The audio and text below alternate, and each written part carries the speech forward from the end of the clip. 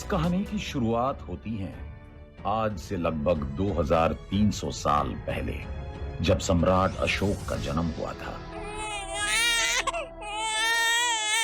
फलक तू, गरज तू, बरस तू, धूप में छाँव की एहसास तू।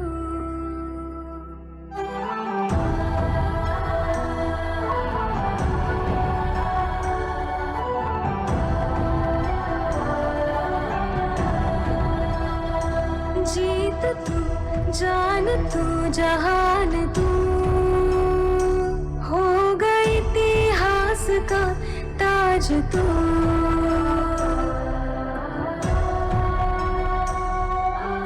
उनके पिता का नाम बिंदुसार और माँ का नाम धर्मा था। अशोक वो अपने सभी भाइयों से काफी इंटेलिजेंट और पावरफुल थे, इसलिए बिंदुसार उन्हें बड़े काम और इम्पोर्टेंट जिम्मेदारियां ही सौंपते थे।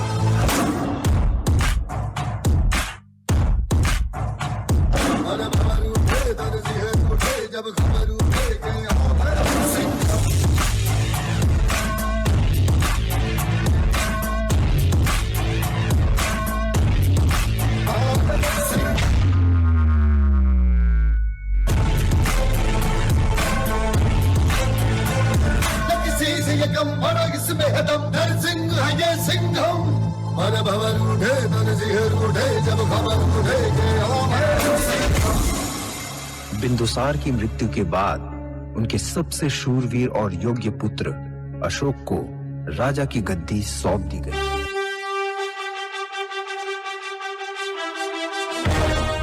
राजा बनने के बाद अशोक का बस एक ही मकसद था, नॉर्थ से लेकर साउथ और ईस्ट से लेकर वेस्ट अपना राज्य बढ़ा लिया था। आज के पाकिस्तान, नेपाल, बांग्लादेश, भूटान, म्यांमार और अफगानिस्तान उस समय भारत का ही हिस्सा थे, लेकिन साउथ का एक राज्य कलिंग अभी भी उनके राज्य में नहीं जुड़ पाया। अशोक ने इस राज्य पर आक्रमण करने की ठानी। उन्होंने कलिंग राज्य पर हमला बोल दिया।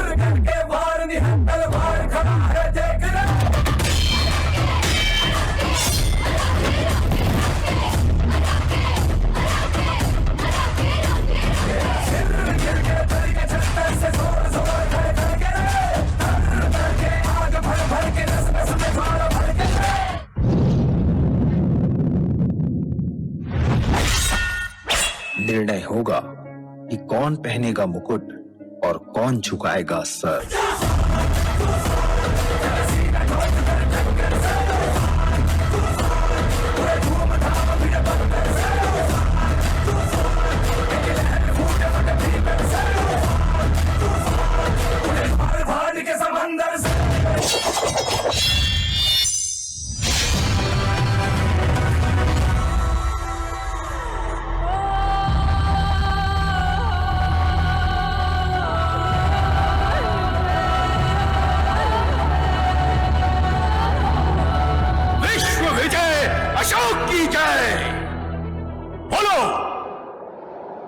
बोलते क्यों नहीं?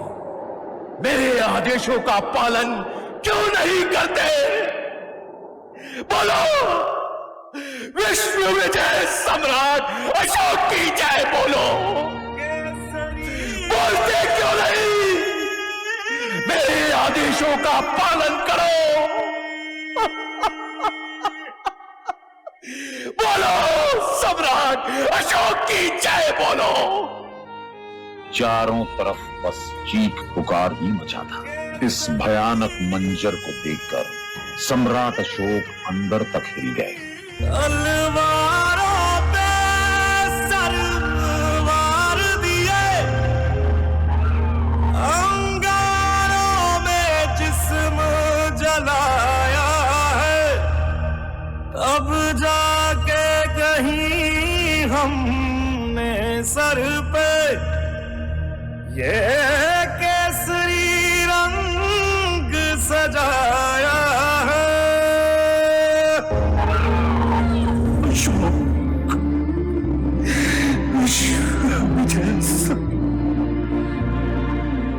राजन, मेरे कुल कुटुंब सब मारे गए, मेरा संसार में कोई नहीं।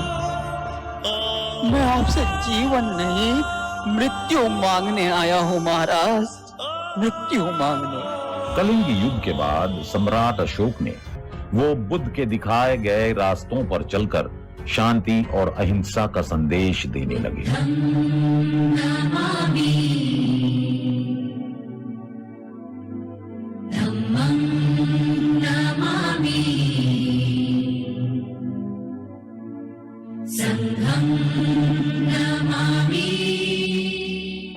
और इस तरह धम्म अशोक बने।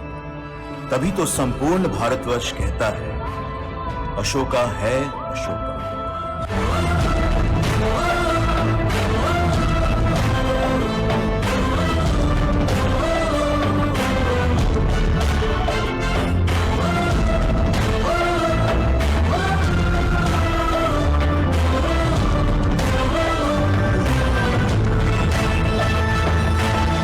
कलिंग युग के बाद सम्राट अशोक ने जानवरों की हत्या पर रोक लगा दिया और कभी युद्ध ना करने का फैसला किया। उन्होंने धर्म का प्रचार और सोशल वर्क करना शुरू किया, शांति और अहिंसा का संदेश देने लगे।